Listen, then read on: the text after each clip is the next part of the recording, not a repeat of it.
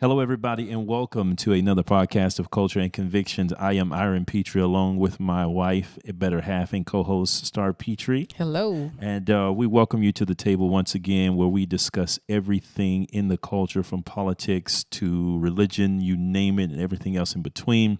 We talk about the culture as well as our convictions and our desire to attempt to preserve what culture we have left in this America that we are living in today, that is indeed in hot water. And I'm pretty sure you know that from what you're watching on the news. I want to say this just before we get started. Please make sure to take the time, if you're watching this on Culture and Convictions TV on YouTube, to click the subscribe button in the left corner. We would love to hear from you so that you can get future notifications about future podcasts that we will be uploading here on YouTube. And if you're listening on SoundCloud, we thank you guys for listening, Stitcher, iTunes, and all of the different particular platforms we have. But you're welcome to the table and to the discussion that we're going to have today, and it's going to be a doozy. So without any further ado about that, what's up? So there's a lot of things going on. Obviously, It's like the news is just turn it off. I think you and I have had that conversation. And I've turned it off. I don't want to scroll. I don't want to watch. I think I'm just going to sit here and watch this Disney cartoon with my kid and just believe the Lord for better. And then Disney will do something. And then Disney does something. Cartoon will do something. You're like, you're just taking me back. Yeah, it's like, man, come on, man. Oh, my gosh. They're like Michael Corleone. Every time I think I'm out, they pull you back pull in. Back in. Yeah, and the one thing that happens, though, in a deluge of news is that sometimes things that really should be given a spotlight and certainly talked about are sort of kind of glossed over. Not that they aren't mentioned, but it's, and I think we could all agree to this, that the media has the power and the ability to feed us what they want us to hear and what they want us to, kind of imbibe. So whatever the running theme is, that's what we're going to be given on a daily, weekly basis until they move on to the next thing. No doubt about that. So I don't know how many people may have seen the story out of Georgia where 39 children were found and located who were missing by the U.S. Marshals. So this is, yay, hooray. This is like we should all be very excited about this. This is humongous news. Absolutely. I mean, it's immeasurable in its value, 39 children. I mean, with all that's going on. But, it's one of those things where the entire sex trafficking of children, this whole thing has been somewhat kept under wraps. It's not as much in the media as it should be, period, much less this particular triumphant story. It's one of those things that people kind of know, but then they kind of move on, right? But, definitely we want to highlight this because this is big. So Operation Not Forgotten, like I said, 39 kids were rescued. These children range from ages 3 to 17. So think about that. And just the thought that if we're not there to stand up for those who are defenseless, if we're not standing in the gap, to protect them from so many who obviously have very impure motives and intentions, then to feed our children literally to the wolves is what we're allowing to happen on a daily basis. So I won't just go over the facts because we have a video. I want to go ahead and cue that, and then we'll come back and talk about it. We can look to the remoteness of the location. For 2 weeks, U.S. Marshals, fugitive hunters, and other agencies scoured north and middle Georgia. We're going to try to get you something to drink, okay? Looking for missing and exploited children. Marshals Service Director Donald Washington says in all, 26 endangered children were recovered, another 13 found.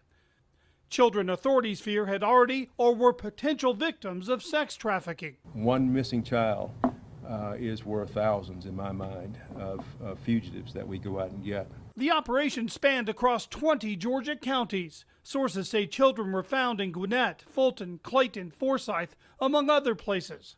9 suspects were arrested. Authorities only identified 3, including Kirk Waters in Newton County. He was arrested for being while in the company of one of our recovered children. He was charged with possession of a firearm by a convicted felon. Waters, Stanson Causey, and others are now behind bars as state prosecutors step in to handle the cases and medical and social workers focus on helping traumatized kids. how many lives that we have saved and will have a new and fresh start is how we will measure success. So, yeah, I mean, these are the type of stories I think that ultimately, you know, it's not that we willfully turn a blind eye to it, but I think just by and large, America would like to think that that's not something that happens on a regular basis in this country.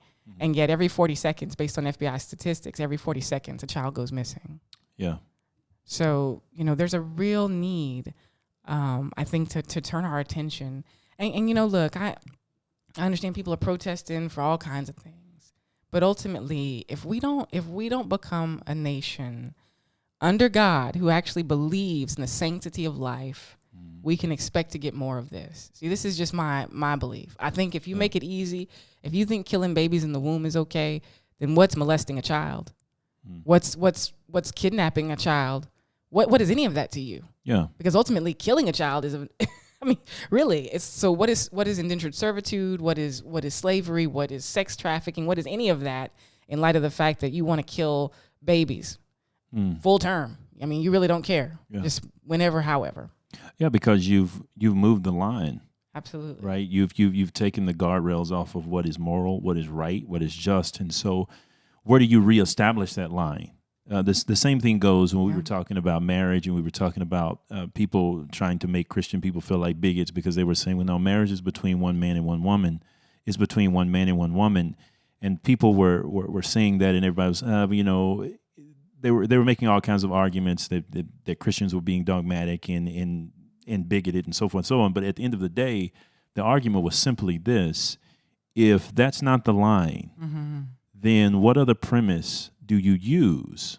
What other logic do you use by which to redraw that line? Exactly. So now marriage is no longer, it's not, if you say it's not between a man and a woman, then it's anything. It is anything. It's now whatever we want it to be. Absolutely. And the same is true when you are a society that does not protect the sanctity of life. Okay, then where do you, if it's not in the womb, where the human being is the most innocent, the most vulnerable, the most defenseless, then wherever do you redraw the line to say, oh no, this life now is sanctified, and this life is a life that is worthy of being saved or kept? Exactly. No, you're kind of making up whatever reasons you have as you go for whether a life is valuable or not. Sure. Right. And so, yeah, I feel wholeheartedly what you're saying and believe you. And I wanted to bring this up here before we move forward about this, because this is a very telling thing, and this is one of the things I have an issue with in our present culture and climate when it comes to social justice, especially when it comes to a lot of the arguments that are being made on the basis of systemic oppression, the legacy of slavery in America, et cetera, you know, the same thing. Right. Well, the Walk Free International Human Rights Organization estimates their latest data, their most accurate data was in 2016. And they estimate that on any given day, 40.3 million men, women, and children will be victims of slavery around the world. Now, these people, of course, they're going to serve the wishes of their enslavers in everything from sex trafficking, and perversion, arranged marriages, concubines, and any number of things, any number of sexual perversions. But they're also going to be used in sweatshops and different places to make widgets, gadgets, products, you name it, that many people buy. We buy and use. Right? But the thing is that if we are so morally, if slavery is so morally reprehensible, right? Why is it that our efforts are for slavery that was 200 years ago? And only that type and of only slavery. 200 years ago, and not just 200 years ago, but specifically the enslavement of blacks in America. Correct. Because there's a whole lot of slavery going on that nobody talks about. The volumes of pages written in libraries, the volumes of pages written all over the world have been focused on specifically the enslavement of blacks in the United States of America. And so we seem to have this very, dare I say, hypocritical and inconsistent relationship with this thing called slavery, because we seem to have more outrage over the memory of it than the actual existence of it, right? That it is going on right now. And I just wanted to stop and say that as we talk about these things, because around us every day. And yes, they are black and brown bodies of children and little girls. This is not, I mean, we're sitting up, and this is why I don't care for this whole social justice stuff, because it gags at a gnat and swallows the camel, right? It wants you to strain at something that is really small and insignificant in the grand scheme of things and put in the scale next to what is really going on in our world. But then it wants to act like some of these things just really are not, they don't exist. Yeah, it's like they don't see. I didn't see that. Wow, I didn't see that. You know, these little girls are getting snatched off the street. Amazing. You know, and so this is serious business, people, and I'm really proud of the fact that regardless of what anybody wants to say or think about President Donald Trump, this administration has been really putting forth the effort and money to deal with sex trafficking From day one. Right? Yeah. And they've been on this, and they've been on it seriously. Yeah. And it's a big thing, and I'm glad to see it taking center stage in the administration if it's not taking center stage in the American conscience. Yeah, and so, you know, just in conjunction with that, the U.S. Marshals also had another Operation Safety Net in Ohio, right around the same time, maybe a week before or a couple of days after, where they rescued 25 children. I think the ages there were maybe ages 13 to 17, somewhere in there. But, you know, this is something that, like I said, we should all get behind and be completely excited that law enforcement is finding these perverts wherever they are. And really with the advent of social media and the amount of time that our kids spend on social media, you understand just how prevalent this becomes, because they're now a click of the button, right? A click of the mouse, and they are in a chat room, or they're interfacing with unknown persons who can portray themselves as whatever they want to portray themselves as. And these children find themselves swept up. And so I think it is important that people understand that the children who find themselves in these situations don't all come from the same backgrounds. I mean, these could be children that are sitting in a 2-parent household, suburbs, living a great life, class income. You know, absolutely. But they get online and they find somebody who says, "Oh, you know, I'm going to do A, B, C, and D, and wouldn't it be great?" And they make a decision that's completely life altering and life changing. Yeah. Right. So I really think that we have to understand what we're up against, because it's an insidious, you want to talk about something that's systematic. I mean, you know, systematic is being able to go out and publish child pornography on a regular basis and sell it to the masses. Ridiculous. That's systemic. And I think we should get really upset about that and smoke them out of their holes, literally. Yes.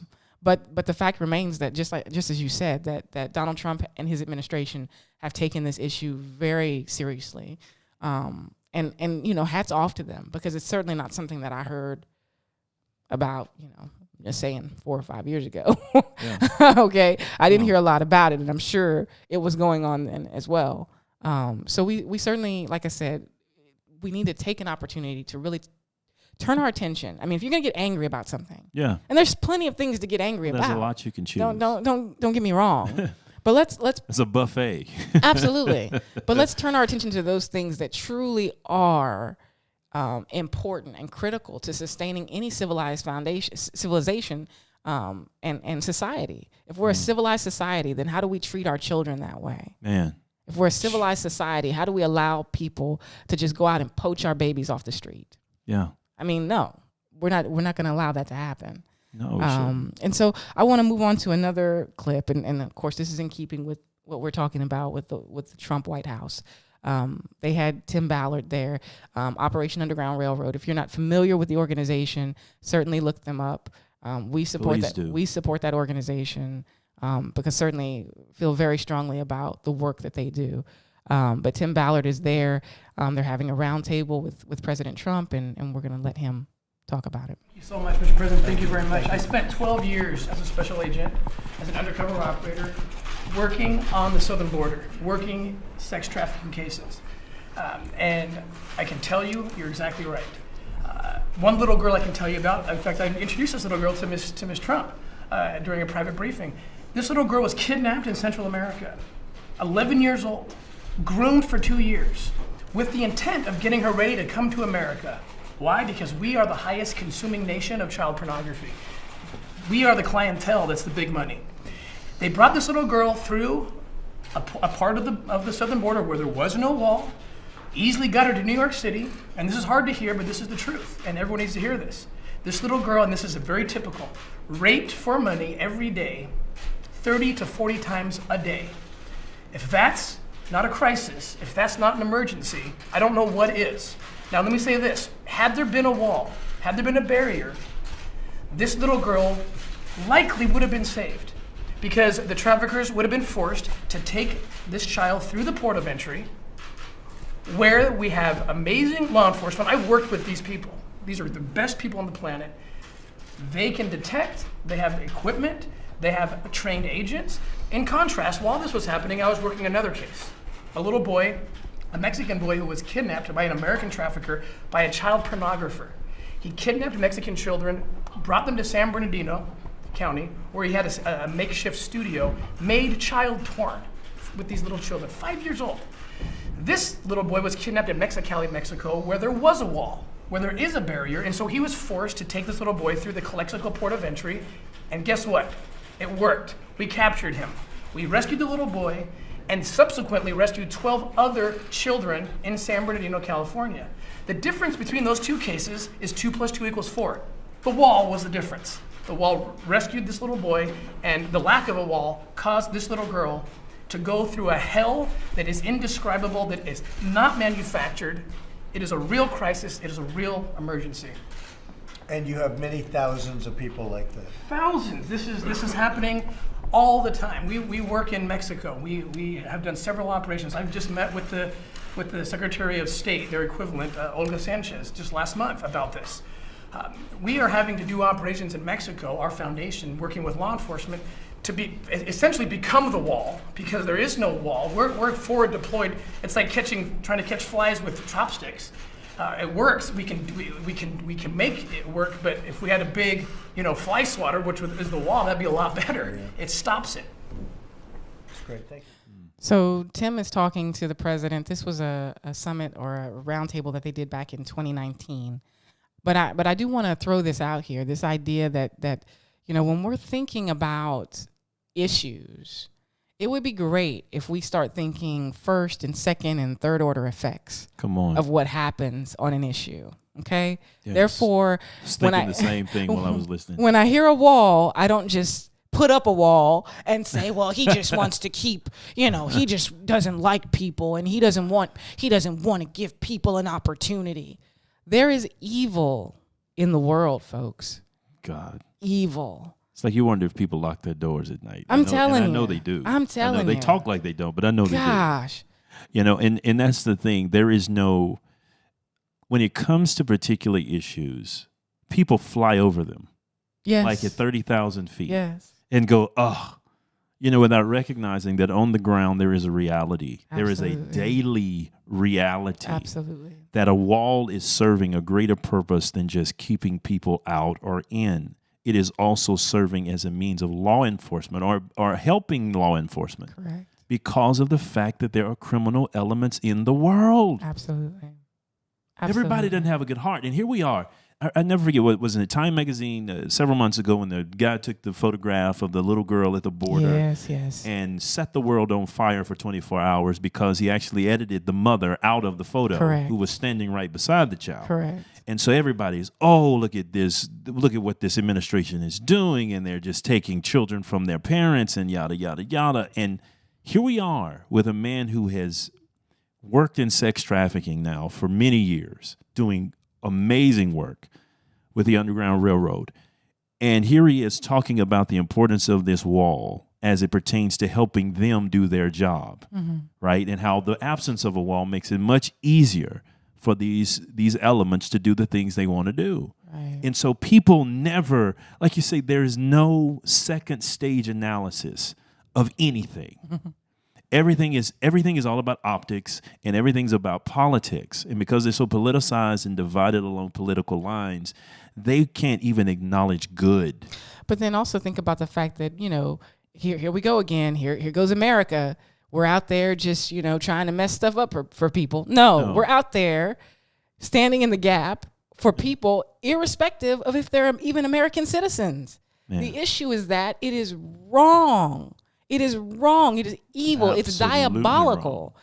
And so you have men and women who are banding it together to stamp out something that is completely on its face. Just, it's difficult to even try to think about it. Yeah. To even, what are people doing? What is wrong with you? Yeah. So I want people to truly think about it. Even as it pertains to this whole COVID and telling everybody they got to be shut-ins. Not every child is living in a home where they want to be locked in there 24 hours a day. Yeah. Okay? No doubt. Not about every child goes home and says, you know what? I am so glad they told me I don't have school. Some kids are like, thank God for school. Yeah. Right? I get 7.5 hours or whatever. reprieve. Absolutely. So while we're all sitting here just thinking, well, yeah, I mean, it's fine. Just people need to go indoors. People need to do whatever. Again, there's a world out there that some of us, and thank God for that, but have never been exposed to and do not know. But in our not knowing, let us not be so naive as to not to believe that those things are happening and do happen.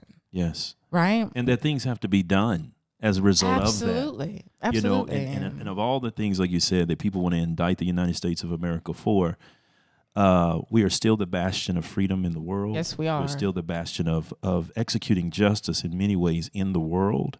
And people don't understand the rapacious nature of our world. Mm-hmm. They just, I mean, people honestly think, I think sometimes people, they look at America, modern times, innovation, technology, all of our amenities, all of the freedoms, and yada, yada, yada.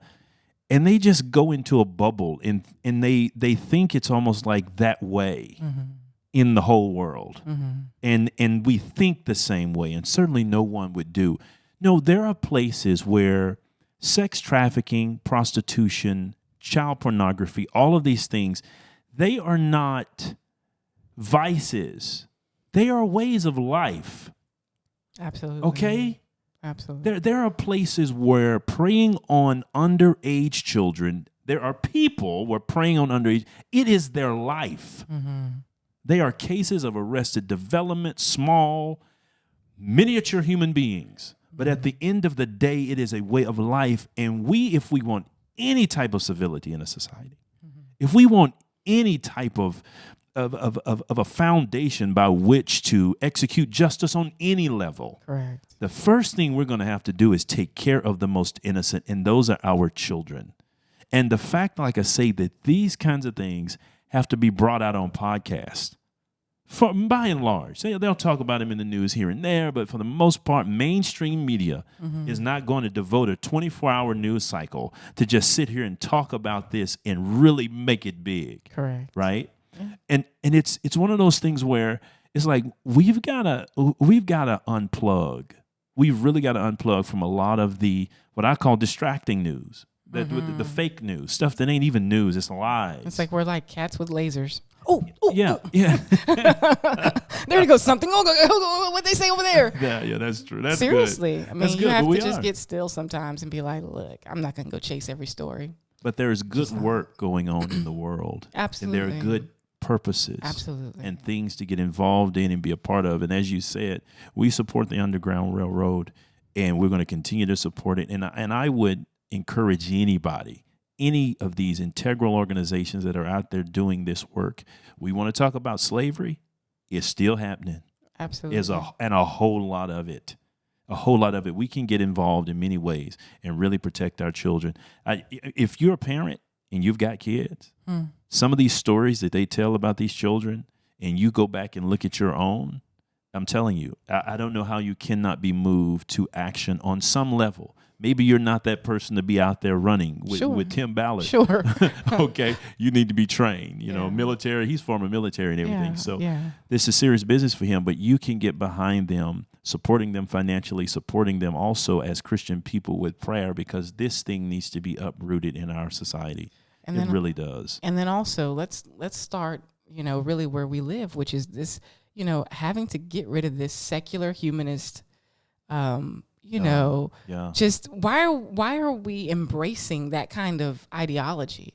Because, I mean, a secular humanist is just basically someone who says all of your traditions, I mean, your traditional marriage, you know, your laws, your police officers, you know, all of this stuff that you got from way back when, all of this stuff is so passé because man is inherently good. And so if you would just let man just do his thing, you know what you get? You get more of what we've seen, which is chaos in the streets.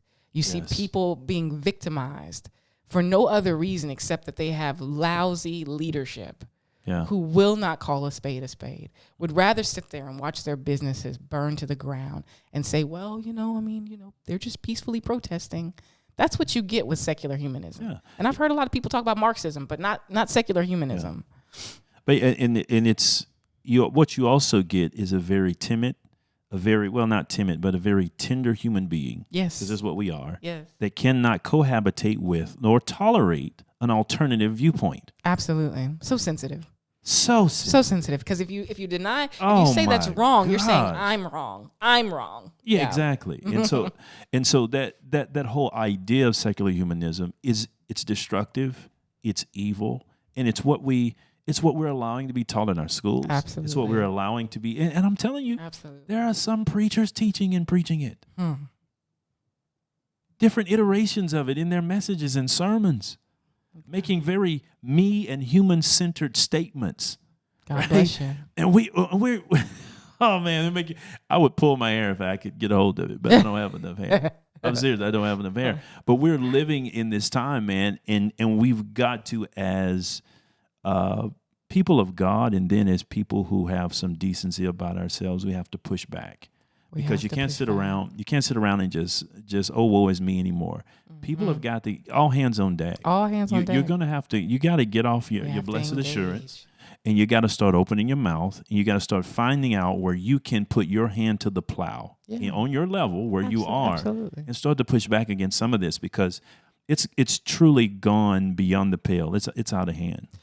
I just want to leave people with this, and it's simply that our babies, you know, if the children truly are the future, what the enemy is trying to do is to turn out a bunch of broken, hurt, paralyzed individuals who are unable to think for themselves, do for themselves, because they've been so victimized at an age that where they are so impressionable and without any type of assistance to be able to get back on their feet. And that's why it's important to support Operation Underground Railroad and other entities who not only go out and rescue these kids, but they rehabilitate them as well, right? That they help them put together a semblance of a life even after all that Satan has arrayed against them to try to put them at a disadvantage and a deficit. And so, yes, we need to pray about it, but then we also need to be about it in the sense that, like you said, where we can sow, where we can serve, then we do that. But we certainly, we need to pray, but then we also need to march with our vote. How about that? Yeah. How about that? How about supporting an administration that puts kids first? That would be great. Instead of worrying about whether or not he's racist or talking about whether he's orange or worrying about how about we just talk about what's actually important? Yeah, how about you just get over yourself? There you go. Just get over it. Because you said something very powerful, and I don't want to just gloss over it and skip over to the next thing, even though I know we've got more to talk about here. But you talked about these kids and the children being our future, because it works. The secular humanism, the hedonism, which is just the carnality, the flesh, the perversion, all of these things work toward the same ends of any type of Marxist, socialist, communist type of political idea. Sure. Because just as you said, what you do is you create a culture of children who, because of their being victimized so much, they're not fit to maintain freedom. So you come along and they don't have the orientation because the price of freedom is vigilance. Yeah. Right? You when you're free, you got to work. It's just like the kid that grows up saying, "Man, I can't wait till I'm grown. I can't wait till I'm grown. I can't wait." And when they get grown and they get out on their own, they want to come back home. Yeah. and they're like, well, at the least they start seeing, my God, this wasn't what I thought it was, because now they got to get themselves up for work. They got to pay their own bills. They have to be vigilant, and that's the price of being free. And the same is true in a nation. And so if we continue to allow a generation of children to be unparented, uncovered, uncultivated, and victimized, these children are going to grow up in a time when they're adults, and they're going to be cases of arrested development because of how much they've been victimized. And they're not going to be fit to be vigilant for freedom. So then here comes the demagogue, and here comes the ideologue along to say, hey, don't even worry about it. Because we're kind-hearted enough as human beings. Sure. Right? We're the angels you've been waiting on. Absolutely. And we're gonna do everything for you. Right? And so we've got to toughen up in how willing we are to talk about these issues. And we got to toughen up also in how willing we are to challenge parents. Because parenting is really one of the unspoken problems in our nation. We've got parents who've just decided, for whatever reason, let the TV raise them, let Facebook raise them. No, you've got to get hands on your children because they're far too vulnerable. And when we sit up and we say things about cartoons, speaking subliminal messages, and we say things about TikTok may not be safe, and people think, you just conspiracy. No, it's not, people. This is not conspiracy theory. This is real. It's real. This is really going on. Yeah. And it's time we get a little tough about it and be willing to speak up. And people have, in some ways, you saw some of the backlash for that Netflix show or movie, Cuties, or whatever, where they had those little 11-year-old, 10-year-old girls looking way older than they needed to be. And this is the kind of stuff that we have to call out every single time. No doubt about it. Because this stuff caters to an audience. And don't sit there and tell me that this bunch of, mothers sitting at home saying, this is going to be so cute. No. The way they had those young girls provocatively dressed and situated on that poster spoke volumes, enough for people to be like, whoa, time out, hold on. You know what I mean? Ain't nothing cute about that. No doubt. Nothing cute about that. And we're talking about something that, here's the thing, though. We're talking about something that 10 years ago, right? It wouldn't have happened. We're talking about some 20 years ago. Nobody would even thought of doing. Yeah. Because there was this sensitivity, right, to certain things. We're being so desensitized by every display of violence, sex, overtly just over-sexualizing in our music. Now you got disgusting stuff like WAP, and you want to call that art.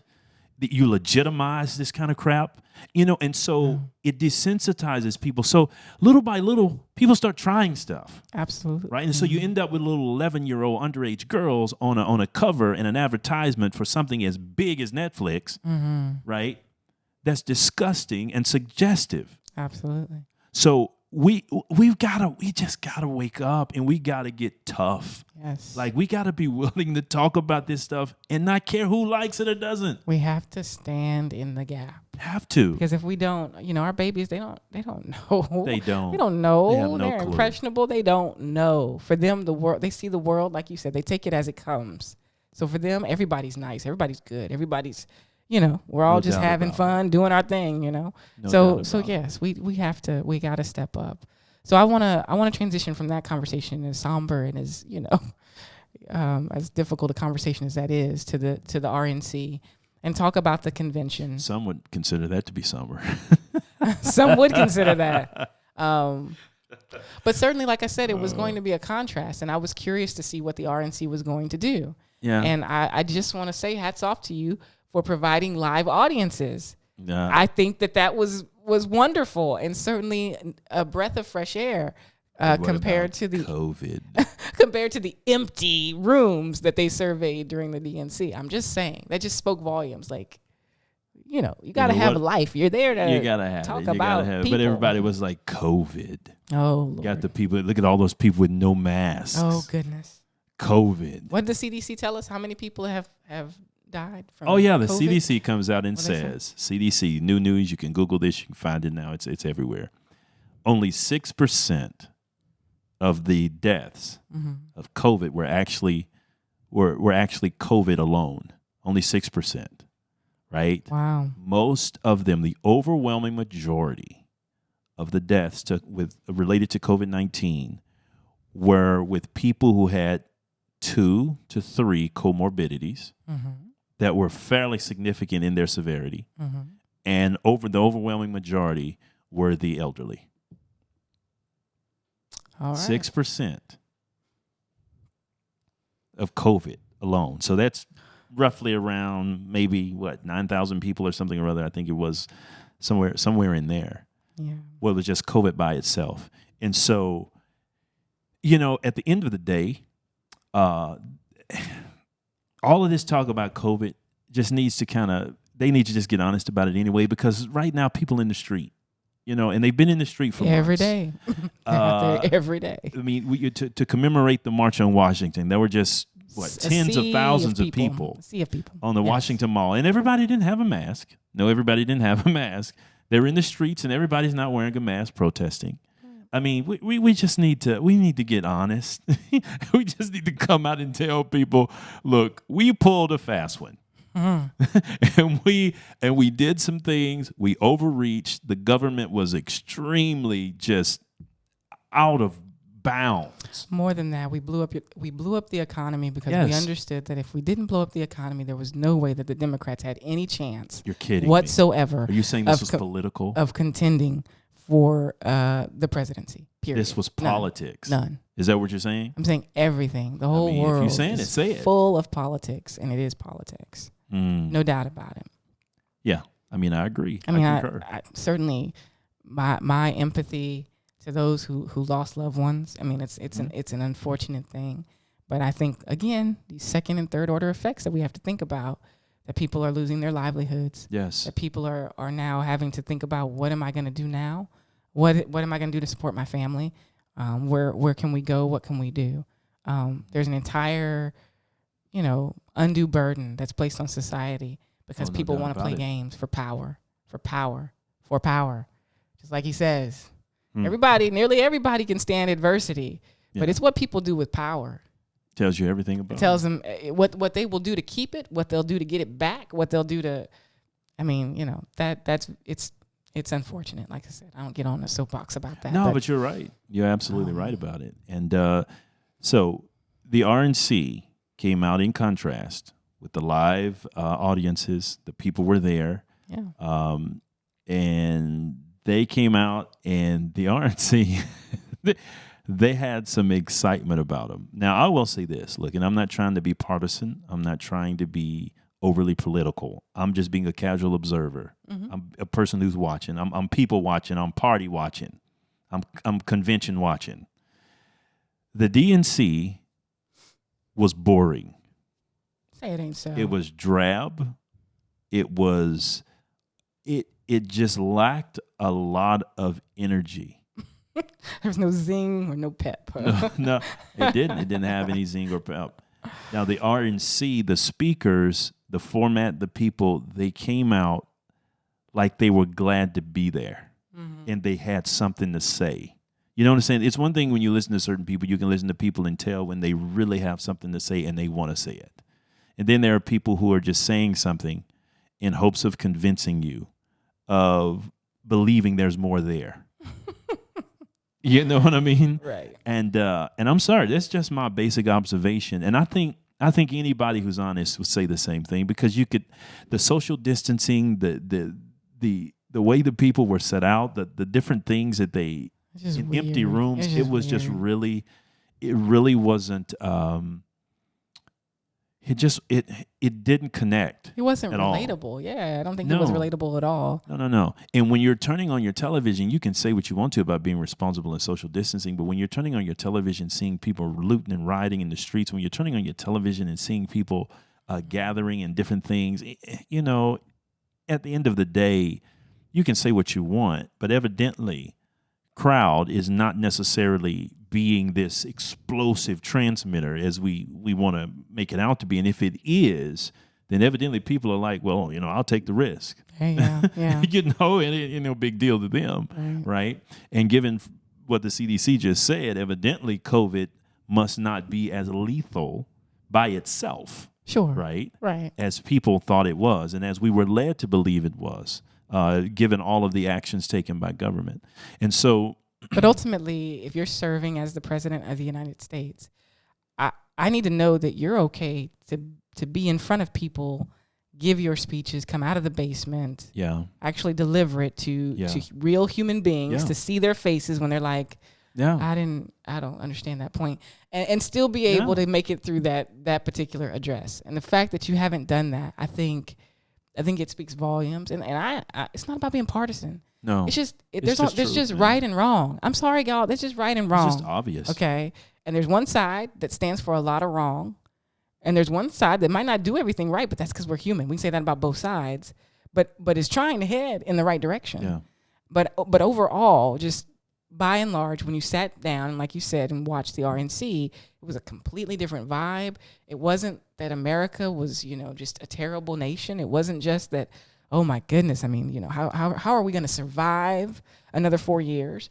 As much as it was one of optimism and hey, there's more in store. And so I think it was uplifting, and I think that's why it was well received. I think there was 25 million or so views or viewers during the RNC or something like that. Yeah, it had good reviews, and the reviews, of course, were bigger than the Democratic convention. But to me it's beyond all of those little points of data.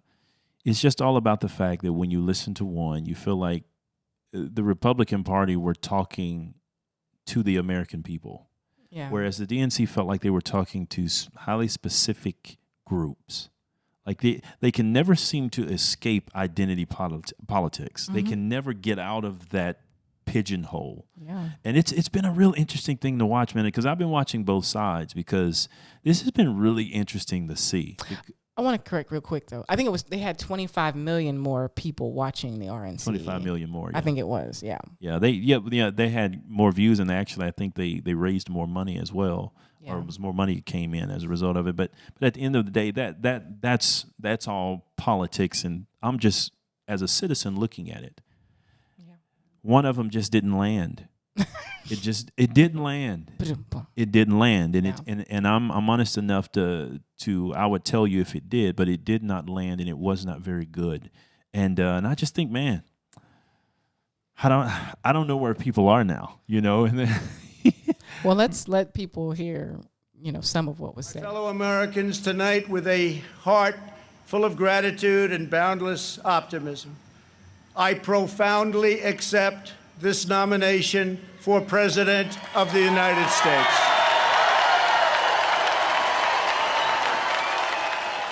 With gratitude for the confidence President Donald Trump has placed in me, the support of our Republican Party, and the grace of God, I humbly accept your nomination to run and serve as Vice President of the United States. Now more than ever, America needs 4 more years of a warrior in the White House. I'm here because we need my husband to be our president and commander-in-chief for 4 more years. He's what is best for our country. On November 3rd, you need to ask yourself, who do you trust to rebuild this economy? In a new term as president, we will again build the greatest economy in history, quickly returning to full employment, soaring incomes, and record prosperity. It's all on the line. President Trump believes in you. He emancipates and lifts you up to live your American dream. You are capable. You are qualified, you are powerful, and you have the ability to choose your life and determine your destiny. Don't let the Democrats take you for granted. President Trump built the most inclusive economy ever. 7 million jobs created pre-COVID-19, and 2/3 of them went to women, African Americans, and Hispanics. Wow. So, that booming voice, second to the last, that you heard, I just got to bring her up. Kimberly, like, coach, go, coach. Kimberly Guilfoyle was like, she was ready. She was like, ready. She came out preaching. She was preaching like a preacher. I thought it was great, though. I was like, girl, get excited. I ain't mad at you. She was It's worth excited. getting excited about. She was really excited. But at the end of the day, like I said, the whole overall tone was very positive. The whole overall tone was optimistic, and the whole overall tone, it came from, President Trump believing, and this administration believing, that despite COVID-19, we're going to rebuild this again. Absolutely. There's like this unstoppable optimism, like that you can never suppress it. Watch what's going to happen next, kind of thing. And I think people see that, and I think people recognize, first of all, because now the thing about President Trump now he's not running a campaign off of words. Now he has a record. Now he has a track record behind him. Sure. He has what you can consider signs and wonders following, if you would, to use a biblical phrase. He has this economy that was built. He has many of the things that were done in foreign policy. I mean, getting out of these terrible deals, and really putting America first when it comes to economics and when it comes to jobs. And just as Tim Scott said there at the end, employing women, African Americans, and Hispanics, and people felt that. This wasn't just talk. They felt the income. They felt the well-being and the welfare before COVID-19 came along. And so I think if the RNC is able to capture that and has been able to capture that well and communicate that, I think a lot of people are going to find it tough not to vote for Donald Trump. I think it is, because I think coming off of COVID-19, I think people are going to want to get back to life, right? They're going to want to. They're going to want to pick the person they feel as though can get them back to that. So you're not trying to hear from the person who wants to do a national mask mandate. You're like, dude, I'm a little over that. I think at this point, I kind of want to get back to what I was doing. Yeah, but people manage what they can manage. Right? Oh, absolutely. And so you're it's the either best quote going, ever, man. Yeah, I'm telling you. So you're either going to manage what they can manage. You're going to either enlarge or shrink your administration down based to on size. based on what you can do. You're going to tackle stuff your own size. And Absolutely. so if you're as big as a mask, then that's what you're going to do. You're going to govern masks all the time. You're going to govern masks. But I want to say something here, and I hope I'm not taking us too far off the beaten path when I say this, but this is something I've been thinking about here recently when it comes to President Trump. Because as well as both of us, when we first started out in 2016, we were not anti-Trumpers, but at the same time, we were not on board. I was just like, this is important, dude. Yeah, this is important. This ain't no time to play. We were both, when he came down the escalator, we were both critical. Like, we had reserved enthusiasm about him, because we were like, no, come on, man. Because we both knew whoever gets in the office is going to have to be a big human. They're going to have to really make some tough decisions, deal with some stuff. And they're going to have to, if you're conservative, you're going to have to make some tough choices. You're going to have to be able to stand tall in the pocket, is what we talked about. Yeah. So he was someone that was like, how's a celebrity, media mogul, real estate mogul going to, you just said no. But at the end of the day, what I am watching, and you tell me how you feel about this. First of all, he has run against everybody, not just the Democrats. Yeah. He has been running against the establishment Republican Party as well. Absolutely. Who have many, many members who cannot stand him, right? So he's been running against both parties. If he wins another 4 years in office, do you believe, this is what I've been thinking about, that he is actually serving to rebrand, reshape, and mold in a different image the Republican Party? Oh, yeah. It's a major reset. It's a major reset. Because if you think about it, and this is what people don't want to give him credit for. If you think about it, at a Republican National Convention, you heard talk about things that you didn't used to hear when it comes to this emphasis on black unemployment. Absolutely.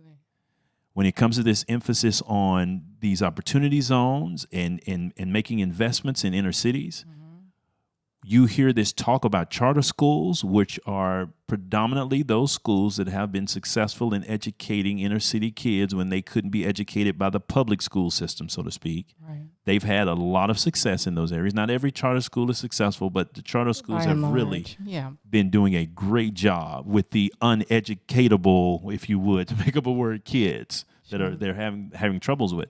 So you've seen an emphasis on that as well. You've seen people been given an opportunity to have voice in his administration that are women, and nobody wants to talk about that. Yeah. They don't want to talk about it. He has the Hispanic unemployment rate. It has been a lot of things said that the RNC, in my humble opinion, in the past has not been very good at when it comes to communicating.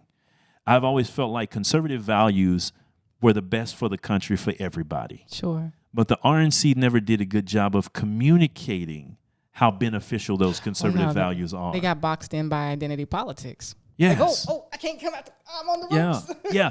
And like, and all of all of this guilt over the past, they sit back and they're under a gag order, and they refuse to communicate with clarity the benefit of conservative principles and values. Yes. Right? But here this man comes along, and he cannot be bullied. I mean, he can't be told to shut up. You can't call him a racist and make him hush. You can't call him a sexist and make him hush. You can't call him anything. He just keeps plowing straight ahead and keeps, and it's not about temperament. It's about policy making that is being good for a lot of Americans. As Tim Scott said, the most inclusive economy, which is a very important thing to think about. Yeah. Right? And not only that, rolling back a lot of regulation for people, for entrepreneurs, and for people to start their own businesses. This has been one of the most interesting times because I feel as though he's not, of course, an establishment candidate. He's a populist. He's a guy that just ran talking to the American people, and the American people took it because at the end of the day, they were tired of Obama's 8 years. They were tired of what they got out of that. And they were tired of just that establishment person that stands up there as a figurehead. And so I feel like going forward, if he wins in November, it's going to be hard for the Republican Party to go back to that level of timidity about these things. If they want, they're going to have to come out. You know, they're going to have to change. Now, the left seems to be dedicated to going as far to the left as they possibly can. But at the end of the day, that's the unique thing I'm watching. And it's really something to see because I feel like both parties are being affected by President Trump in a way that is extremely unique. And it's going to be interesting to see what happens going forward. Well, I just want to say, and to put a pin in it, that, you know, congratulations, America. That's what leadership looks like. And I hope everybody is paying attention because ultimately leadership is not, it's not just looking the part. It's not just getting up and slow jamming the news, okay? Anybody can slow jam the news. Yeah. You got to go out there and you have to deal with problems, real problems, to impact real people. You got to take the hits. And you have to be willing to be the bad guy and not worry about whether or not people know all the crowning accomplishments or even want to recognize them. Who cares? I'm going to keep going in this direction. And I'm going to make America great, and I'm going to keep America great. How about that? Yeah. And to me, that's very refreshing because we just haven't had that. I mean, you know, even under George W. Bush, it was, you know, the kinder, gentler conservative who didn't really want to say much about anything, who loved, you know, not having an immigration policy worth anything, who wanted to flood the United States with immigrants and you know, impact wages negatively for black and brown people all across the nation. So those are things that people didn't really want to touch. So, you know, like I said, I'm not sitting here like he is, you know, the second coming of Christ. No. But what I am saying is that at the end of the day, tough times, impervious times, times where you feel like this seems like it's getting kind of, you know, I don't know. This isn't my America. Those are the times when you want people who you know can be counted on to be consistently themselves. You're the same person that you were on day one. And they don't shy away from controversy. And they don't. But they remain consistent. Thank God for consistency. You know why I'm not mad about him being on Twitter? Because he's consistently on Twitter. So, okay. I mean, I figured that out about you, and that's okay. I can roll with that. versus some of these other, chameleon-like politicians who from the next day to the next day to the next audience to the next question don't want to give you the same answer. So you don't know where they stand about it. They're like sailors. They're just looking for the wind. Absolutely. Just looking for the wind to adjust themselves. So we're going to move on, though, just real quickly. I want to show everybody, that the RNC, great, wonderful, optimism. But here's what happened after the culmination, the final night of the RNC. Folks that were leaving that function, going back to their hotels there in Washington, D.C. Good. Can I ask you a few questions? I just want to get my guests to the hotel. I don't want any trouble. I just want to get my guests to the hotel. You spoke at the RNC, right? I watched your speech. Black woman, she was a black woman too.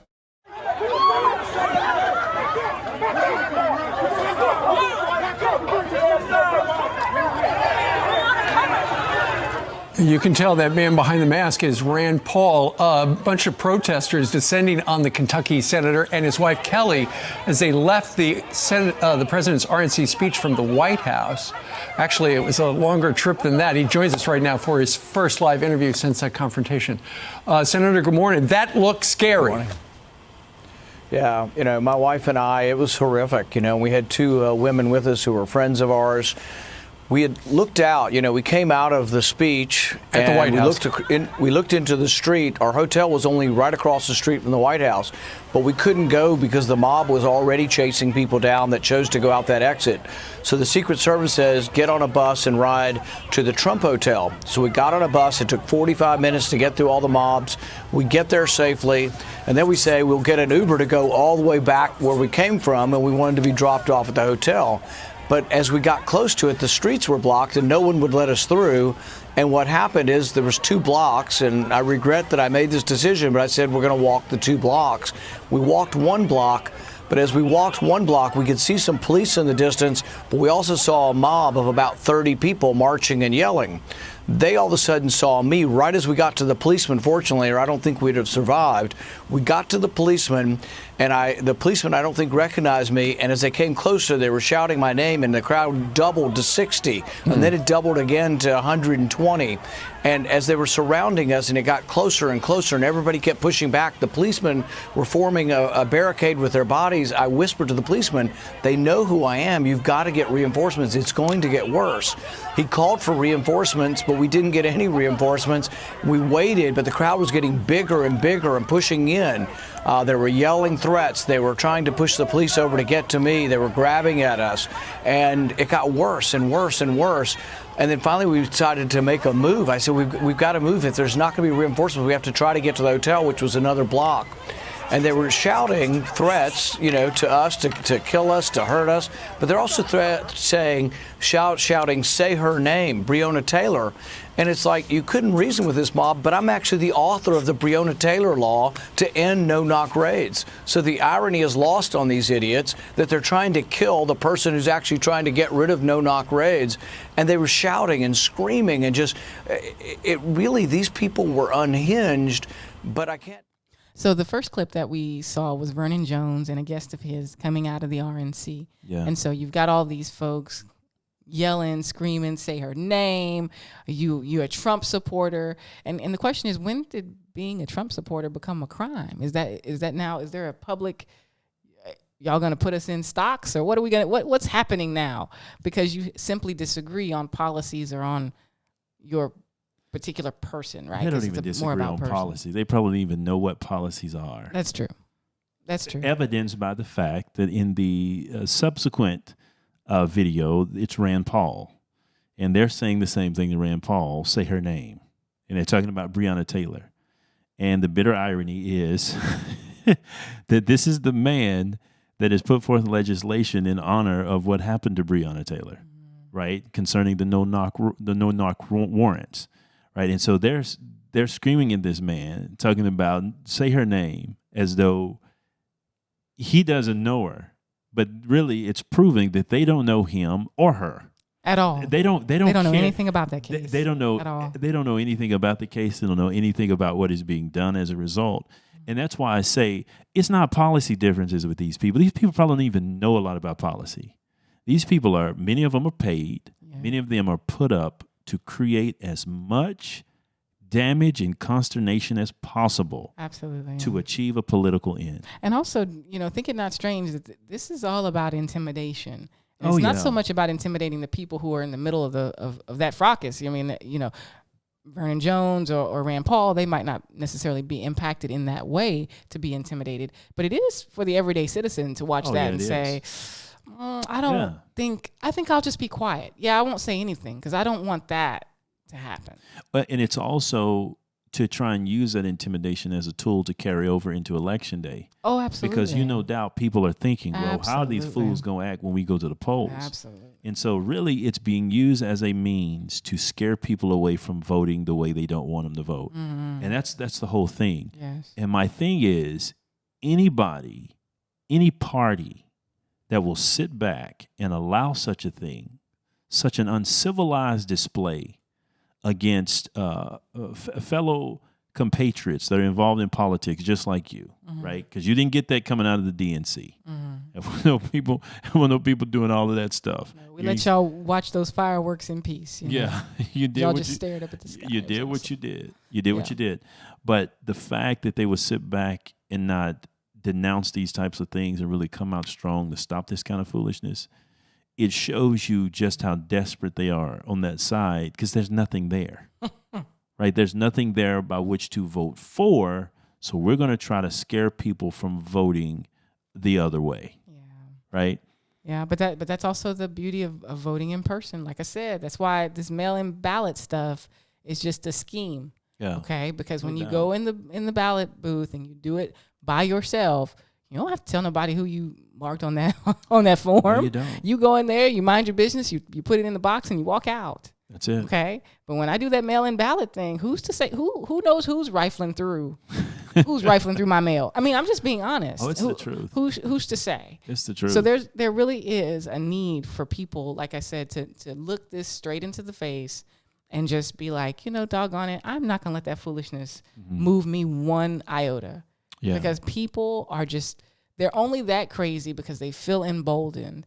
But the minute somebody fights back, the minute somebody says enough, it'll completely change the conversation. And and that's a scary proposition to think about when it comes to voting, because with all of the different conflict that we got going on here that is of a political nature, if we're just honest about it, leading up to the election, if we don't protect the integrity of the election, and it's fraught with all kinds of controversy and conspiracy and yada, yada, yada. And people are going to respond irregardless of the outcome. Yes. This is one election that is going to have serious kickback. A visceral response. Oh, it's going to be a visceral response irregardless of the outcome. No doubt about it. It is what it is. And that's why we talk about the things we talk about here on the show, because we've got to try and conserve and preserve this culture, because we are losing it, folks. We are coming apart at the seams, and we can't stand by and watch it happen. So we thank you guys for once again tuning in to another podcast of Culture and Convictions. We're going to bring this one to a close. Please remember to like, subscribe, share this podcast with those you believe are interested in this type of dialogue. And until next time, God bless.